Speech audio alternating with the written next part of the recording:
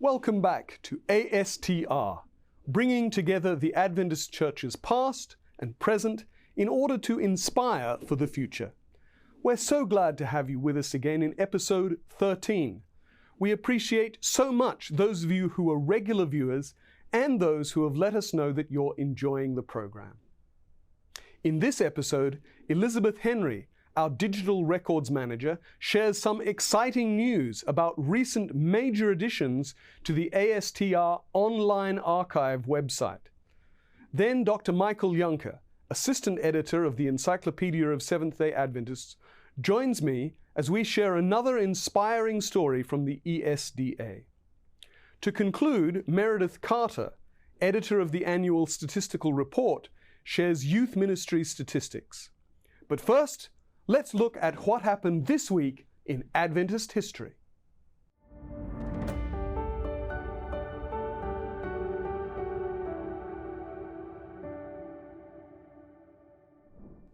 On June 26, in 1842, Ellen Gould Harmon, then aged 15, was baptized by immersion in the waters of Casco Bay off the coast of the U.S. state of Maine, and the same day she was received into the Methodist Church. Starting June 27 in 1985, the 54th General Conference session met in New Orleans with 1,853 delegates present. President Neil C. Wilson and Secretary G. Ralph Thompson were both re-elected. General Conference Treasurer Lance L. Butler retired and was replaced by Donald F. Gilbert. And the World Church introduced a global initiative, Harvest 90, intended to focus church members' attention on evangelism and church growth in the 5 years building up to the 1990 General Conference session. On June 29, 1820, Joseph Harvey Waggoner was born. In 1851, when he first heard Sabbatarian Adventist teaching, he was the joint editor and publisher of a newspaper in Baraboo, Wisconsin. A Baptist, he became an Adventist in 1852.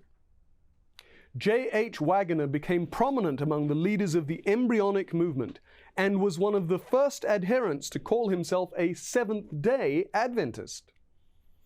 In the early 1860s, he took a leading part in the discussions that led the Sabbatarian Adventists to organize the Seventh-day Adventist Church.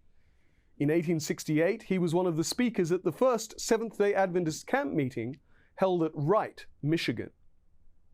In 1881, Waggoner succeeded James White in the editorship of the Signs of the Times, and he then contributed much to the growth and influence of that weekly paper. Church-state relations were prominent at this time, and so Waggoner was asked to edit a new journal to be called the American Sentinel. The first issue, published in 1885, was mostly written by Waggoner. In the same year, he published a book, The Atonement, in which he articulated his clear convictions on the doctrine of righteousness by faith. Younger Adventist pastors were influenced by his teaching on this subject, including his son, Elliot J. Waggoner, and Alonzo T. Jones, and the two men were prominent in preaching about righteousness by faith in 1888. In 1886, meanwhile, Joseph Waggoner had been sent as a missionary to Europe to help in building up the mission work there. He became editor-in-chief of the German and French church papers, contributed regularly to other periodicals, and wrote the book From Eden to Eden, completed just before his death. Joseph H. Waggoner died in 1889 at the age of 69. And on June 30, 1989, 34 years ago this week, the relocation of the General Conference headquarters from Tacoma Park to Silver Spring, Maryland, was completed. The headquarters where we are recording this has been in Silver Spring ever since. That was this week in Adventist history.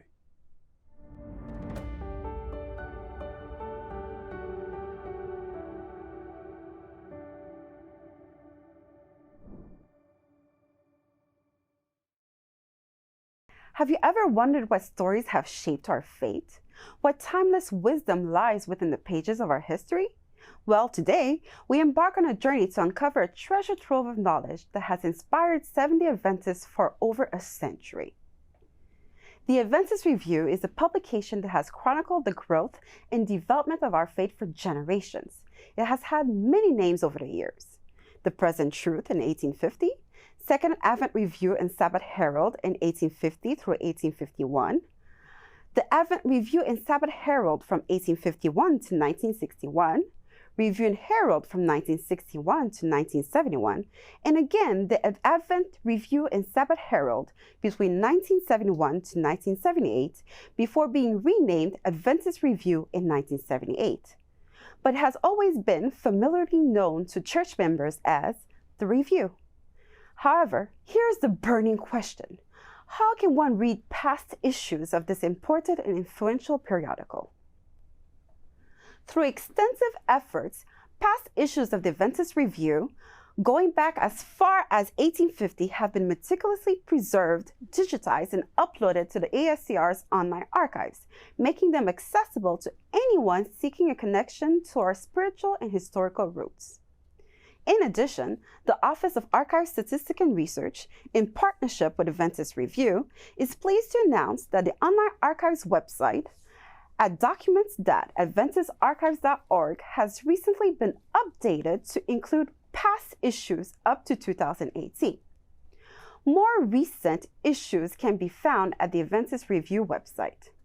Imagine immersing yourself in the thoughts and insights that have shaped our faith, walking alongside pioneers and visionaries from the generations that came before us.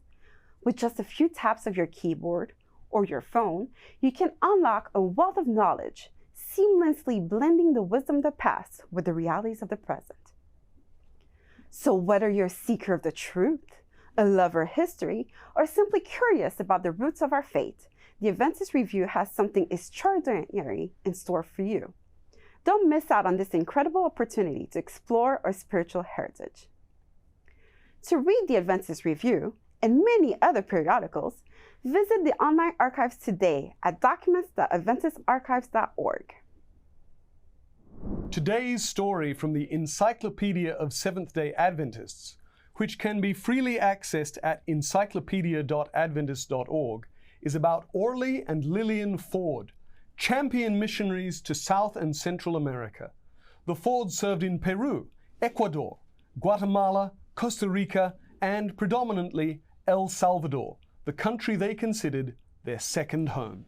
In December 1917, Orley and Lillian Ford, recently married and in their early 20s, set sail for what would be their first adventure in a lifetime of mission experiences. They arrived in Peru on January 13, 1918. When the Fords arrived at the Pamata mission, they were met by R.A. Nelson, a missionary who had been there for almost a year. Nelson had to leave due to his wife's deteriorating health, but stayed an additional couple of weeks to help the Fords settle in. From the beginning, the young couple faced many challenges. The Pamata mission had an unfinished church and house. Pastor Ford, busy treating some 30 patients a day and carrying out other responsibilities, had no prior knowledge of carpentry, yet he managed to finish the house and the church building. The Fords didn't speak Spanish when they arrived, but in 3 months they were able to communicate fluently in the language, and soon they had 30 people prepared for baptism. Pamata had a population of some 10,000 people, and the only health center was at the Adventist mission run by the Fords. This photo shows Pastor Ford performing a dental exam. One of the more notable experiences of their ministry in Peru happened when Pastor Ford received an urgent request to treat the son of a local chief. The boy was about to die from a gangrenous leg. The locals called it a warlock leg. Amputation was the only way to save the boy's life. With just 4 months of medical training, Pastor Ford not only knew little about surgical procedures, he also had no surgical instruments. Yet he did the best he could with improvised tools and, according to his words, God did the rest. With a butcher knife, a carpenter's saw, and without anesthesia, he removed the boy's leg. But in a short time, the youth was completely healed.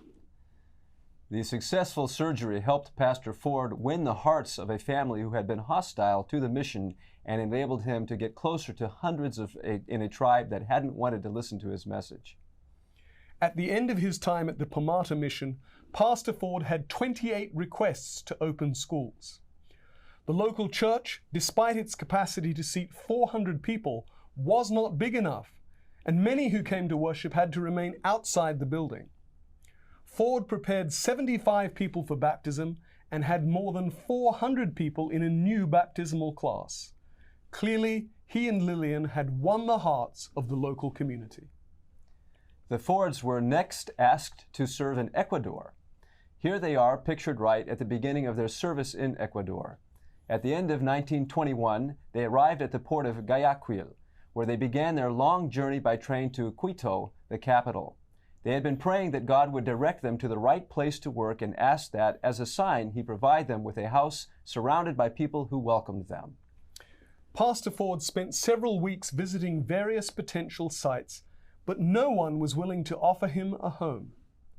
When he felt impressed to visit the Colta region, many tried to discourage him. They told him that criminals lived there and that it was a terrible place to live. Ignoring the comments, he visited Colta and was surprised to find a community of 20,000 people. The first home he visited was that of a prestigious and influential man who was sick. As Pastor Ford began treating him, some neighbors arrived at the house, curious to see the strange visitor. Pastor Ford told them that God had sent him and Lillian to open schools and heal people, and that if they wanted, he and his family could live among them. The people who had no schools expressed great interest. Pastor Ford explained that in order to live there, he needed a house for his family, a house for his interpreter, and a place for a school.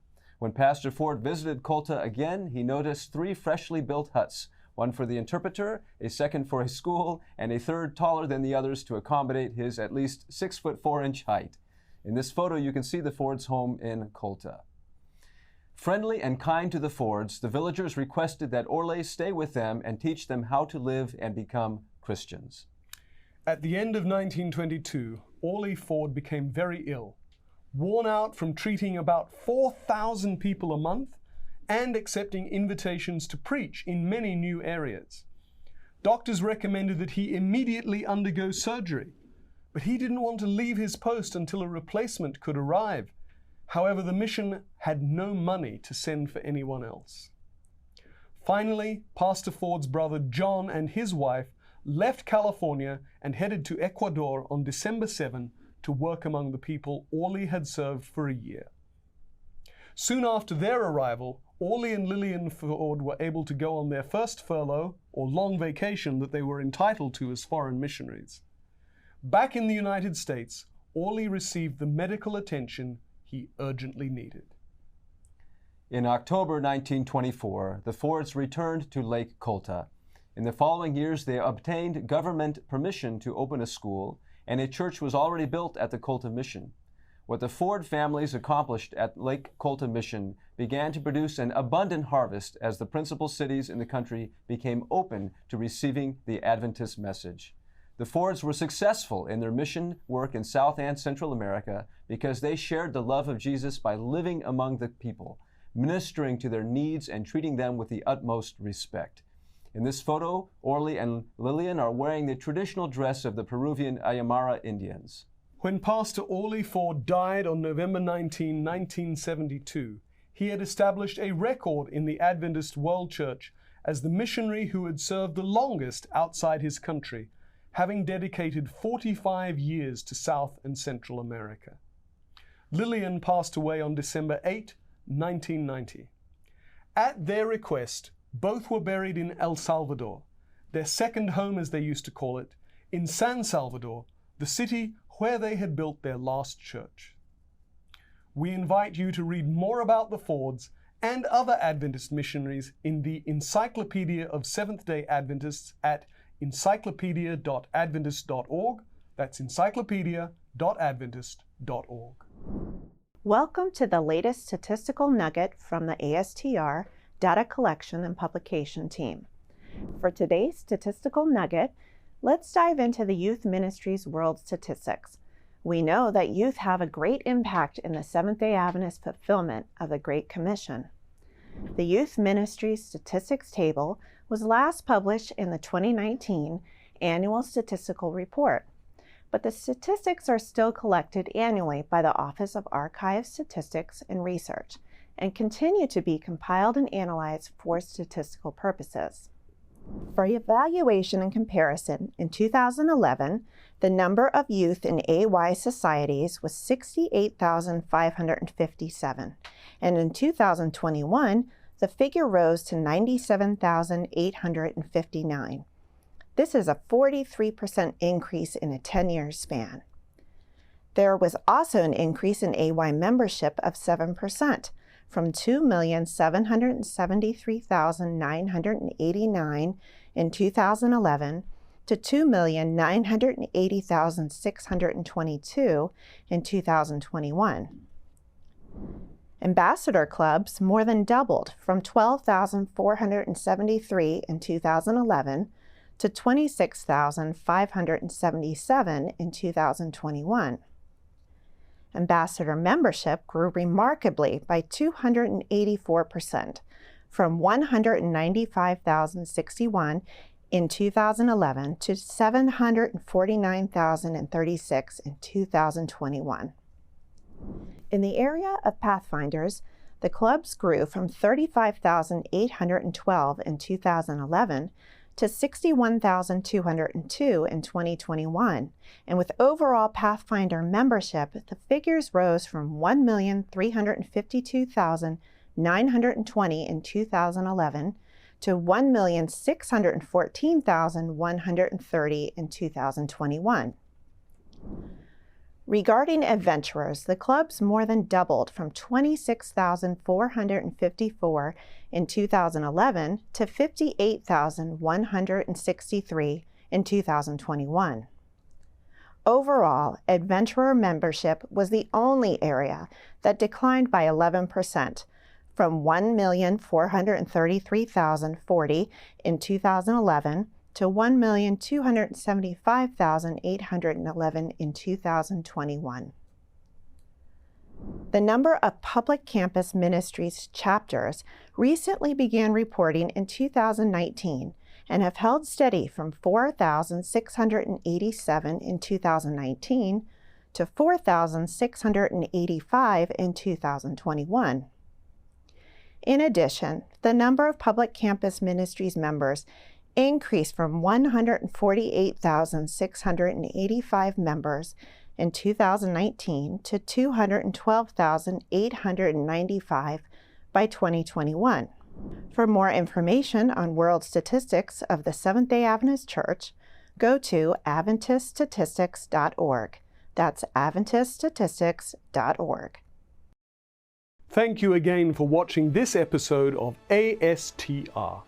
We're so glad you were able to join us.